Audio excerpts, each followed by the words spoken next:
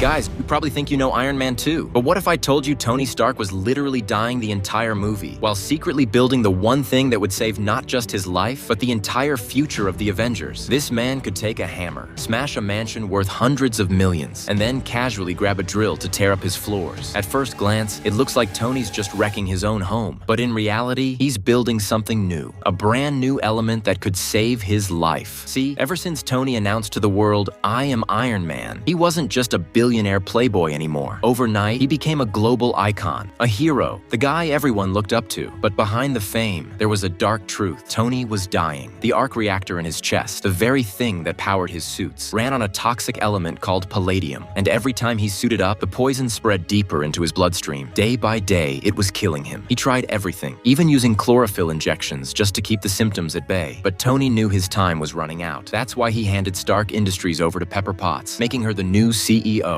And while Pepper handled the business, Tony, well, he distracted himself. One minute, flirting with the lawyer Pepper brought in for legal work. With his blood toxicity over 50%, Tony decided to live like every day might be his last. He even signed up for a Formula One race, desperate for adrenaline. But that's when everything changed. Out of nowhere, a man in a work suit walked right onto the track, carrying something Tony had never seen before. Two glowing electric whips, powered by the same kind of arc reactor Tony thought only he could build. With a single swing, this guy sliced race cars in half like butter. And when Tony's car came charging in, it was no different. In seconds, Stark's ride was destroyed, and without his suit, he didn't stand a chance. The man was Ivan Vanko, and he wasn't there for fame or money. He was there for revenge.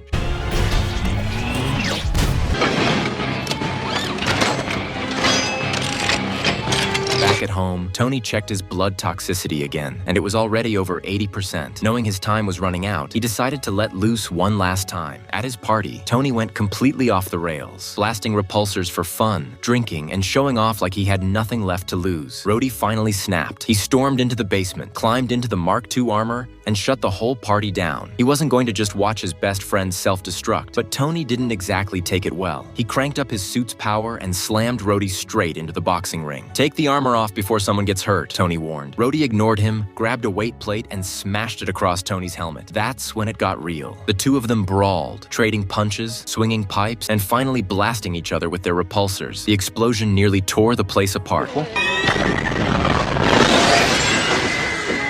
In the end, Rhodey walked away with the Mark II suit and flew straight back to the military. Meanwhile, Ivan Vanko, the man with the whips, had been secretly freed and delivered to Justin Hammer, a rival weapons dealer who hated Tony's success. Hammer saw Ivan's arc reactor design and knew this was his chance to one-up Stark. He convinced Ivan to build him an entire drone army, planning to embarrass Tony in front of the world. Back on Tony's side, things were only getting worse. The poisoning was eating him alive. That's when Nick Fury showed up, and it turned out Tony's new assistant, Natalie, wasn't just an assistant. She was Black Widow undercover. Rule number 1, never take your eye off your phone. Oh my God! Fury gave Tony a shot to slow the poisoning and handed him a box his father had left behind. Inside were blueprints and old film reels. Watching them, Tony realized his father had hidden a gift, the design for a brand new element, the solution he needed to replace the toxic palladium. Tony got to work. He tore down walls, rewired his entire workshop, even used Captain America's half-finished shield as a placeholder part. Finally, with his homemade particle accelerator, he created the new element. It was pure, powerful, and exactly what he needed to survive. Slotted it into his arc reactor and replaced the toxic core that was killing him and upgrade his suit to the next level. Just as he powered it up, the phone rang. It was Ivan Vanko. He gave Tony 40 minutes before he destroyed Stark Industries. Tony quickly realized what that meant. Hammer's Expo. With no time to test the new reactor, he suited up in the Mark VI and headed straight there. On stage, Rhodey stood proudly in his upgraded Mark II, now loaded with Hammer's weapons. Tony landed, demanding to know where Ivan was. But before Rhodey could respond, his suit suddenly turned against him. Ivan had hijacked the controls. One by one, every single drone and Rhodey's armor locked onto Tony. To protect the crowd, Tony lured them outside, where the skies lit up with explosions. Drones swarmed him in the air, tanks fired from the ground, and the whole Expo turned into chaos. Civilians panicked.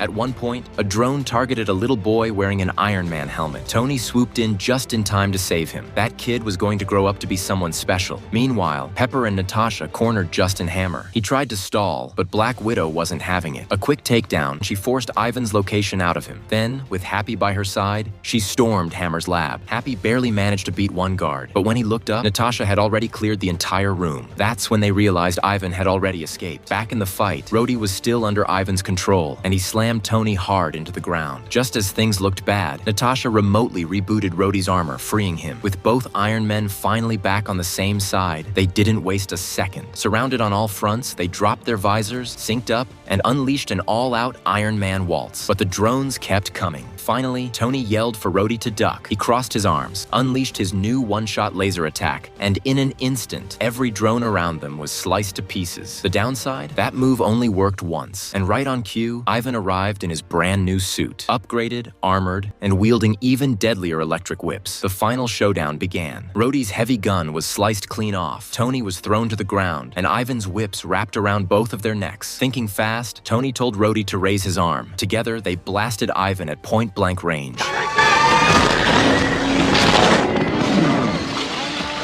Ivan was down, or so they thought. With his last move, Ivan triggered a self-destruct in every drone. The whole Expo was about to blow. Tony rocketed across the chaos to save Pepper at the very last second, carrying her to the rooftop as the city shook below them. After the dust settled, the two finally shared a kiss, with Rhodey nearby awkwardly commenting, "You guys look like two seals fighting over a break."